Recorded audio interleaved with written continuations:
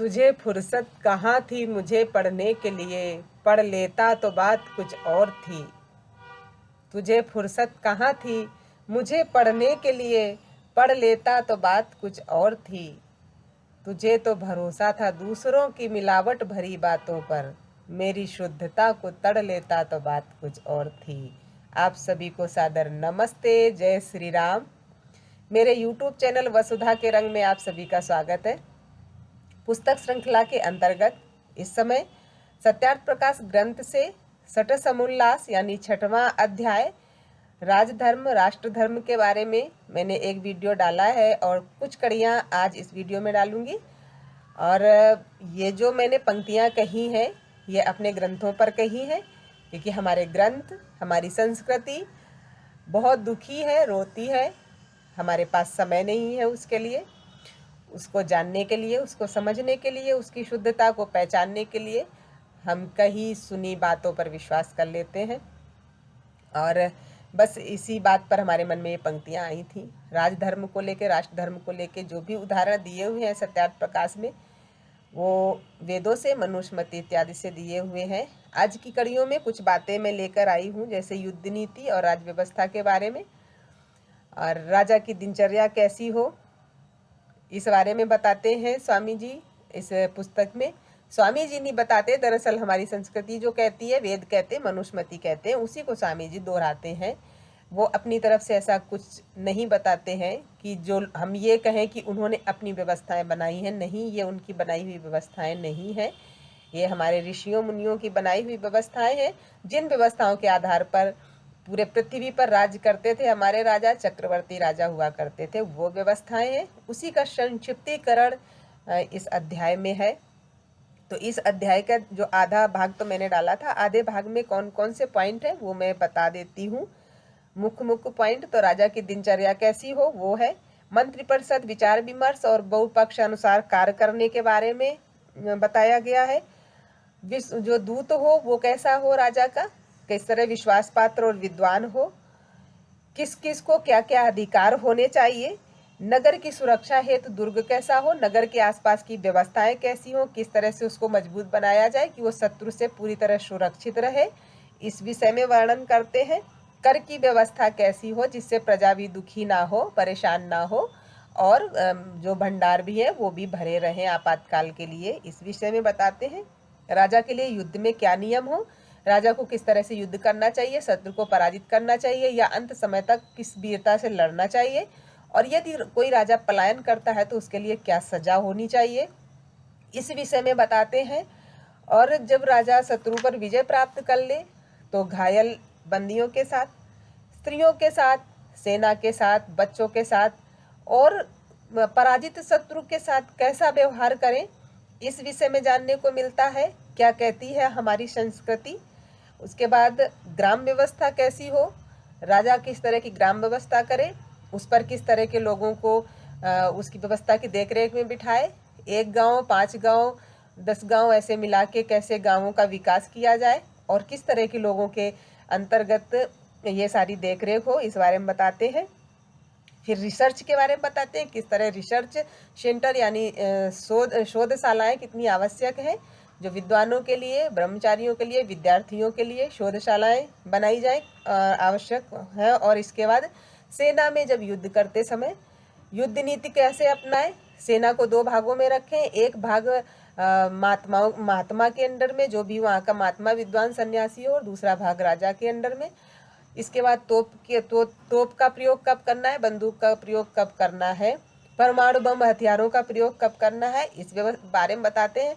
देखिए जी, हमारे जो ग्रंथ लाखों करोड़ों वर्ष पहले लिखे गए हैं, उन ग्रंथों में ये उदाहरण मिलते हैं कि युद्ध नीति कैसी हो और युद्ध में कब परमाणु बम और तोप, गोले और बंदूक इत्यादि का प्रयोग कब और कहाँ करना चाहिए। जो लोग ये कहते हैं कि आधुनिक साइंस ने यानी विदेशियों ने 2000 वर्ष से ये सारी चीज़ें या कुछ वर्षों से इन सारी चीज़ों का अन्वेषण किया है, रिसर्च की है, खोजें की हैं, उन लोगों को अपने ग्रंथ अवश्य पढ़ने चाहिए कि हमारे यहाँ पर ये खोजें कब हो चुकी थी और कब इनके प्रयोग भी हो चुके थे। तो ये बहुत जानना आवश्यक है। और युद्ध में किस तरह के भागों का कहाँ कहाँ का प्रयोग होना चाहिए, किस किस क्षेत्र से युद्ध होना चाहिए। तो आज भी हम देखते हैं जल सेना, थल सेना, वायु सेना के रूप में, और जल, थल और वायु, इन तीनों का वर्णन हमारी मनुस्मृति में मिलता है युद्ध के दौरान, कि इन तीनों का प्रयोग होना चाहिए। युद्ध विद्या किस किस तरह की होना चाहिए, युद्ध विद्याओं के बहुत सारे इसमें नाम दिए हुए हैं, व्यूह रचनाओं के नाम दिए हैं और कई तरीके की विद्याओं के नाम दिए हुए हैं। पराजित शत्रु का मजाक ना करें, ठट्ठा ना करें, वो पराजित हुआ है ऐसा कहें, लेकिन उसके साथ अशोभनीय व्यवहार ना करें, ये हमारी संस्कृति कहती है। न्याय करते समय राजा को कैसा व्यवहार करना चाहिए, न्याय करते समय राजा को सभी लोग, चाहे वो उसका पुत्र ही क्यों ना हो, उसके सगे संबंधी क्यों ना हो या प्रजा हो, सब के साथ एक जैसा व्यवहार करना चाहिए। यदि उसको अपने पुत्र को भी सजा देनी पड़े, यदि उसको अपने पुत्र के लिए मौत की, वध की सजा भी सुनानी पड़े, तो भी सजा देते समय वो सिर्फ एक राजा है और उसका पुत्र उसके सामने प्रजा है, और समान व्यवहार करना चाहिए।